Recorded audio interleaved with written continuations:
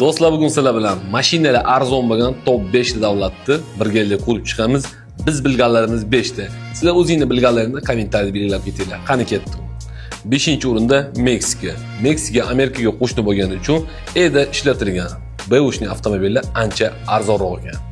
4-o'rinda Berlin, Germaniya. Germaniyada avtomobil sohasi rivojlangan bo'lib turib, ichki ikkilamchi bozor ancha arzonroq. Germaniyada ham ancha arzonroq mashina olsangiz bo'ladi. 3-o'rinda Tokio, Yaponiya. Yaponiyada avtomobillar tez iskirgan, ya'ni yaroqsiz deb hisoblanadi. Yaroqli, yaxshi holatdagi avtomobillarni arzonga olsangiz bo'ladi. 2-o'rinda esa Mumbay, Hindiston. Hindistonda ishlatilgan avtomobillar bozori katta bo'lib, u yoqdan Hindistondan ancha arzonga ishlatilgan B-ning avtomobilni sotib olsangiz bo'ladi.